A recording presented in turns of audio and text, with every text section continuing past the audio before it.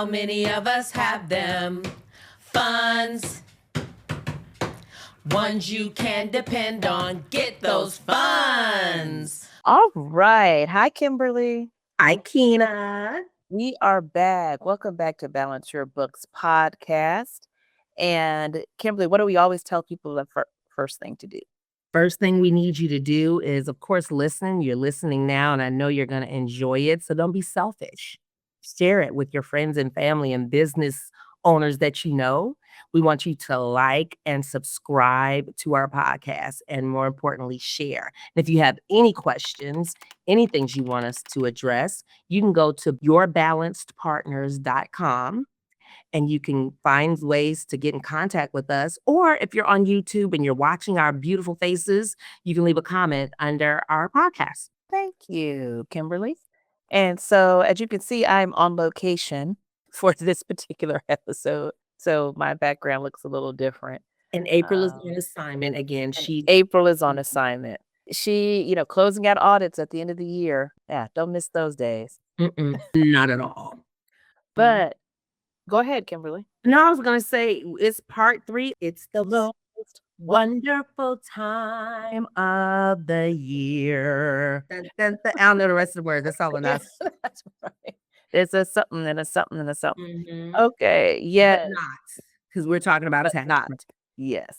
And tax prep. And this is part 3 of that series.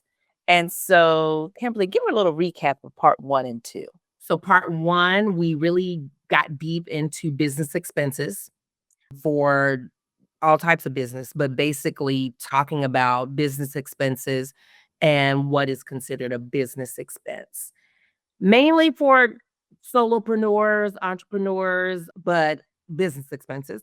And then in part 2, we talked about self-employment tax. Also key, particularly when you own a business and if you have an S corp, whether or not you're paying yourself. So we got a little deep into that for part 2. And now we're on to part 3, where we're going to wrap it up. Right. And making sure people know you have to pay something. And that's what self-employment tax was all about.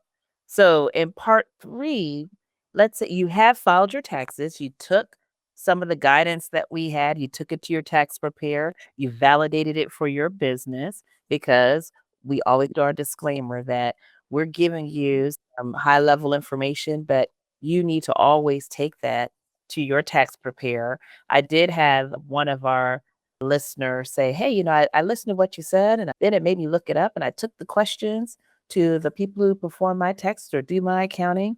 And that's what we want you to do. Mm-hmm. I want you to just go off, run off with what we say. We want you to be empowered with this information and then take it to the experts that you're working with on your particular business. Or you can come work with us and then we could talk about it in more depth when we're actually looking specifically at your data. Because everything you'll find when you're talking to accountants, sometimes it depends. That's always It depends. It depends. So one of the things that at this most wonderful time of the year not is what is going on with your tax return. You've gotten it completed, you have it done, and now what's the so what around the value of that data? And one piece of that value is related to income and your ability to finance your business. Yes. And so a lot of times people work really hard to get their income to be a loss so that they don't have to pay taxes, or to get it as low as possible. That it depends, doesn't it, Kimberly? It depends if you really want to have it that way. What are some of the things to think of when we say depends on if you want that income on your tax return? So you have all the different numbers, all the different schedules. It always comes down to this is how much you've earned, this is your taxable income, and then this is your amount of tax. And people want to get that as low as possible, but you got to think about that in the context of where your business is. Yeah, it all depends on your overall strategy. Yes. And where you are. And, first of all, let me state, we want your tax returns to be factual. Yes. Definitely factual. But sometimes having low income can be a detriment to your business and your strategy for the future. That's right.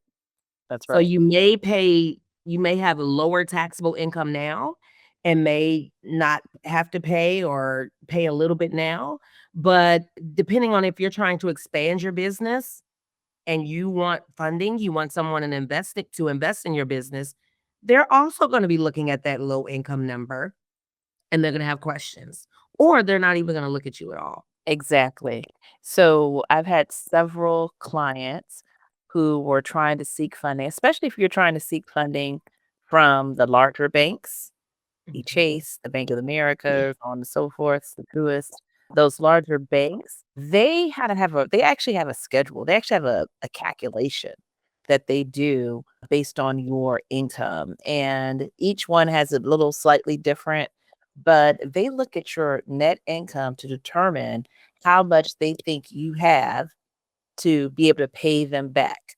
So Mhm. if you say have that taxable income level on your this is on your tax return, right? This is not on your profit and loss statement because on your tax return there are adjustments that are made that are specifically for tax that may change that number that shows up as your taxable income number that's Mhm. different than what's on your profit and loss statement. So this is strictly what's on the tax return. So based on the tax return and that number, they calculate based on that. So you may give them the profit and loss statement, they will ask you for your financial statements and all of that. But the reality is they really only do the calculation based on your taxable income in your tax return because they see that you could you could totally make up your profit and loss statement.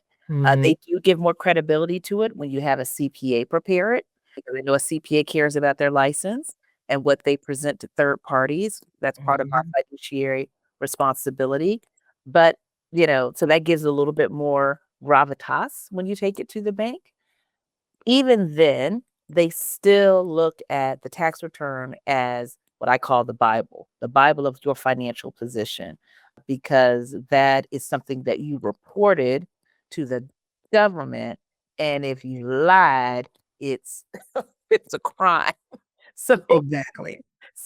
they take that seriously, that that's the amount that, you are actually made. So when they Mhm. take that number, they then say, you made 100,000. So you usually have different ratios. They may say, if you 10% of that is what then your loan payment could be. So, Mhm. they say, okay, you could do, a $10,000 payment or you do $1,000 payment. And then that's how much then they, do their calculations spread over about time. And they come up and say, okay, we can only give you a $50,000 loan.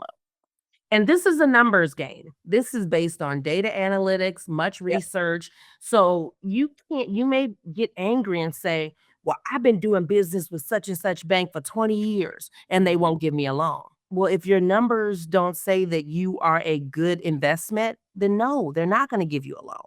Correct. Yes, you've been doing business with them. You may even know the people when you walk in, Mhm. but they have numbers. They have certain thresholds, they have calculations that determine Yep. whether or not they can give you a loan. Yep. Yeah, Yep. y'all can be best of friends. You could And take the it's pretty best cut out. and dry. It's pretty cut Mhm. and dry. You know, the you may say, well, wealthy people seem to not have that kind of issue. There's a different part of the bank that they get to bank in that has Mhm. different favorable terms that you as a small business owner do not. Right. So we just like to rip the Band-Aid off and Mhm. just tell you it is what it is and, take all those pipe dreams out so that you can plan your business accordingly Right. and not plan your business with pipe dreams. So Yes. a lot of times, so that's why that tax return is so important, that, there may be expenses and things that you set up to, legitimately flow through your business. Mhm. And you say, okay, try to do as much as I can in my business. I want to get my income level as low as possible. Just know that you're setting it up that if you were trying to be in a growth mindset and a growth trajectory, that probably is going to hurt your ability to finance that through debt. And that is called strategy. It gets you Strategy. out of the day to day, and I'm doing my taxes. I'm doing my financials just for my taxes, just to get through the year, just to get the IRS off my back. Let's think futuristic. What are your plans for the future? And start strategizing to reach those plans right now. Right Right. now. Mhm. Yes, I had a conversation with one of our clients this morning. They're doing great, and they are making money. They have a good amount of income, net income P&L, and then it translates to their taxable income. And so I said, "Well, what are you gonna do next? What" as a finance person, I'm like, Mhm. you wanna try to make more money, right? You wanna try Right, to right. expand this and make as much as you possibly can. And I said, "But, maybe you like just having, one location and doing this Mhm. and saying." And they were like, "We want to, but I don't know. We're thinking about it. We haven't really thought about it." And it's like, well, that's why you got to use us to help you build your strategy. We can help you put that on paper, put that plan together. What does it look like? How are you going to get there? And then we bring in someone from your banking, one of the banking professionals, the tax side, and we all sit there with you together, say, "Hey, let's put together, this is the strategy for how to get you to the next level." And Yes. you want those 3 around the table because also we may have different perspectives. Right, right. Exactly. And then we can bounce it off each other, and then you can make a decision by having your board of directors, that is our board of advisors that are there to help you build your business. Mhm. Yep, yep. Because I was talking to a young man last night who's more of a wealth planning strategist, and he was like, "Okay, my CPA in the room," and he named off his letters or whatever. And he talked about how he advises his clients to start off as a C corp. He said, "But I know that you guys will say start off here, and if you need to, you can change it." And he Mhm. said, "But I advise them, let's start here." And I said, "Okay." Hmm. That's an It was interesting interesting. perspective. It's an interesting Interesting perspective. perspective. Yes. Yes, we're just gonna leave it at that. But I think, when you have different minds around the table, different Yes. subject matter experts who have their certifications in what they're doing, then you get different perspectives, and you, Mhm. as a client, can determine what's best for you, but will Yeah. not get there. Right. And be able to tell you, well, if you go with that strategy, here are all the other requirements that you have to do. Mhm. Yep. I think one that, like, and we talked about as part of this series, with paying yourself, you have to put yourself, when you're S corp, you have to put Mhm. yourself on payroll at an appropriate amount. Right. Those types of things that just blows people's mind because when they went, they just heard this is a good thing to do. This is a good thing to set up. But Mhm. talk to them, okay, now here are all the requirements that you have to do for your taxes to be compliant Mm. because you did that type of election. And Exactly. so that's where you wanna have both sides in the room because your tax person may say, "Yeah, let's go ahead and do the strategy." Then us on your financial management side says, "Okay, if you wanna do that, here's what you need to do. Here are Mhm. the time you're gonna need from us," so you can then bake that into your costs as well, Well, exactly. because it's gonna require more from your finance team to manage what all is necessary for financials. Like the gentleman said, do C corp. Well, if you do C corp, you're gonna go a whole lot more of our time if you're gonna be C Exactly. corp, Yes, right? yes. Versus a sole proprietor. And I'm fine with it. Right. Hey, pay me Make the money, money. money, make money, money, money. Money. So, yeah, so so you gotta be prepared, and maybe that's fine depending on what the Mhm. business is, but, there's a lot more requirements depending on as you go up the scale, sole proprietor, LLC, S corp, C corp. Each one of those is like, just look at the scale on the other side of what type of financial support you need as you're going up that scale. Uh, Exactly. Exactly. So, yeah, so I think our first ever real podcast episode was about taxes, it was. and that It was was called The Taxman Cometh. I Is that what was we I called was it? just about to look it up. I was just about to look it up. But, yeah, I can't remember what it's called. Imma look it up, though. We're out But of a certain age. We don't have time to remember all those details, right, right. but you can But look it the up. thing is, that one came after year end. And Yes, so we're circling back before year end so yes, that you can be ahead of the game. yes. And when March 15th, if you are a 12/31 year end business, when March 15th comes around, your March taxes 15th, not April 15th. right, March 15th for your business, your taxes will be filed in a timely manner. and you will have it right. And I too have had people say, "Yeah, I listened to what you said, and I wouldn't ask, and I asked about it." And yeah, yeah, Yeah, make sure, yeah. And if you hear something different, let us know. us know. Yeah, Let us know because it all depends. it all depends. Yeah. It all depends. Yes, I'm gonna look up this. I'm sorry. I'm gonna look up the name of this While you're podcast. looking at there's one other thing I wanted to mention since this is our last of our tax series is January. Mhm. January as a small business that has employees and contractors. That is a busy time because you should be making sure that W-2s and 1099s are sent out for anyone that is a W-2 for anybody who's an employee and a 1099 for anybody who you did more than $600. It's not a lot. Mhm. Yep. $600 of a business with needs to receive a 1099 from you. Both need to be received by January 31st, or you could be fined because you did not get those out in time. A lot of the preparation around the 1099 process really should be happening all year, but you wanna Mhm. check with your accountant, your whoever's doing your financials, or if you're doing it yourself, that you have the right address, email, EIN, or Social Security number. You wanna make sure you have that right data for everybody who qualifies. Now, there's a couple of exceptions in there, legal services, there are a couple exceptions in there that are not 1099. Mhm. But everybody else, and the majority is should be receiving a 1099 or a W-2. Because we have had some clients like, "Whoa, why did our bill go up so much in January?" It's like, "Well, we had to spend a lot of time to make sure that your data was accurate, and then we were able to do the submission." If you make Exactly. sure that data is correct throughout the year, because a lot of times people, "Oh, just hurry up and pay somebody," and your accountant's like, "Well, wait, I need to get their W-9," which gives all that information. It gives the official address, EIN or Social Security number, how they file, all this kind of stuff, or it's a W-4 for an employee, making sure, what how many oh gosh, what are the things? Withholdings, how many Oh. withholdings they had, all those kind of things. I was like, "What's the word?"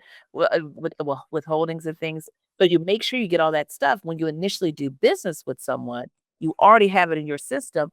The 1099 process becomes bam, because there we have Very easy. systems and things that a lot of us accountants use, and we're able to do your 1099 process like that.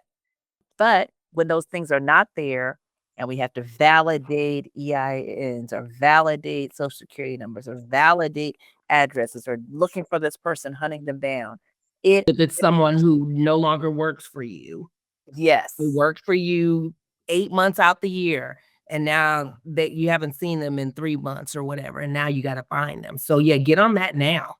Get on that now. Yes. I know everybody's gonna take a little time off, but try to get a little bit of that done before you leave, or make sure that your team, your financial team is making sure that that is accurate and that you're good to go there. And the first episode was, "Who are those private eyes?" Because it was private Yes. eyes, they're The watching watching you. you. Yes, we were Yes, that's the right. the IRS is always watching you. Right, exactly, Mm. exactly. Yeah. I did see your book. Keena bought me this I know. must-miss. It So was a while appropriate. ago.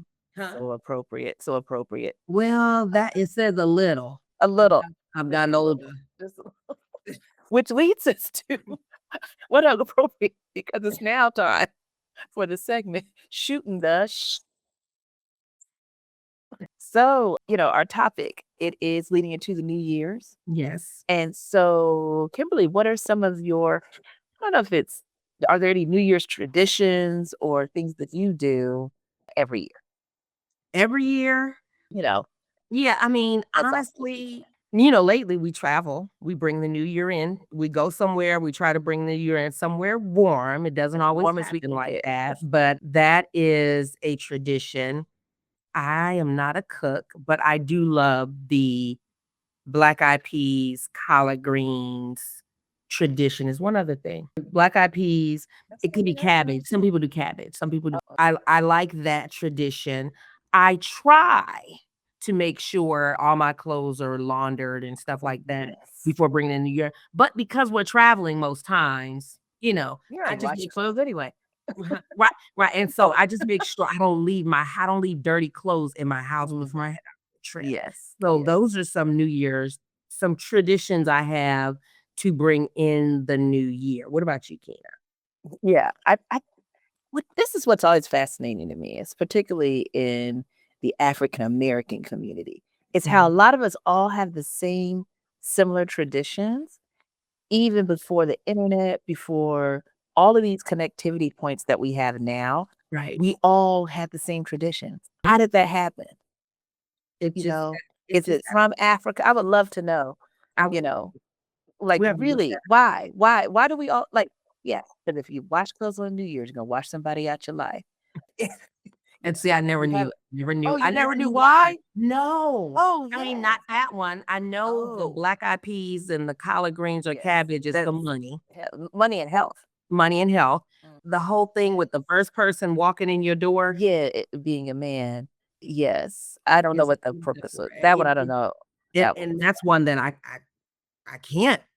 We used to do all of them growing up. So Eh when you were yeah. young, if your mom's best friend Sarah came over, she like No, no, no. What she would do is intentionally have my cousin come over. the one One of my across the street. male cousins, yeah, Yeah, yeah. yeah. Or be like, "Have him come over, Chuck needs to walk down the street and ring on the bell." We all that was always growing up that we did that. But yeah, so we did all of those, which maybe this year I should make the soup. So, remember, so this was back when Oprah had her show, and she had Art Smith was the cook who was on there, and he did this black-eyed pea collard green soup. And I have done that soup a bunch of times as the chick I haven't done it in a long time. We should do it. We should do I it should do the because we soup. used to do it back in the day when we used to eat big Yes. tailgate, and the Yes. first game of the year, you would always have the soup. Yes. I We would should do make the the soup this year. soup. Okay. If Tina makes the soup this year, we will post it on We our will social post the soup. Then I on gotta our make sure it looks social. real pretty. But Yeah, yes, it's a whole process to make this soup. Like, it okay. isn't just, you know, Yeah, it's a and it's process. very good. It's Yes. very good. Yes. And we'll have our non-chicken friend there. We have to make her a little I had to make a Not a shrimp little vegan, not vegan, version, a little pescatarian version. a pescatarian, but yeah. Yes. Alright. I haven't made that in a while. I know. All right, remind me. But yes, well, yeah, well, share with us, folks out there, what your New Year's traditions are. Oh, the grapes. That was one I heard about later. We did that. We did that one year. Is that more of, I think it was a Mexican tradition with the grapes? I Uh, can't remember. for We some were reason, I somewhere think where we did it you had to COVID. eat like a certain amount of them I think we did it the COVID before year New when Year's we Day. couldn't travel and yeah, I can't remember, but we did. We gotta look that one up. Something with the grapes. That's something to do. We did that one year. We did some grapes, Mhm.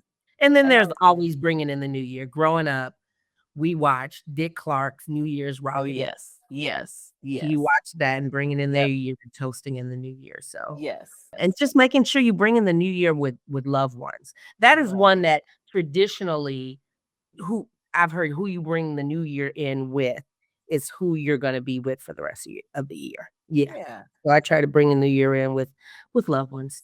Right. Well, we gonna be riding out, Kimberly. Yep, we will be. And we hope everybody there stays with us. Yes. So we will have more topics in the new year. We're also going to, try to get you more engaged and do some different things to give you maybe quicker bites of information. So we're gonna do some Mhm. around that as well. So look for that, and we will see you. Happy New Year 2026. I can't believe it's 2026. Yeah. And I Mm. remember 2000, but anyway, that's neither here nor there. Yes. Happy New Year, and we'll talk soon. All right. Bye, good people.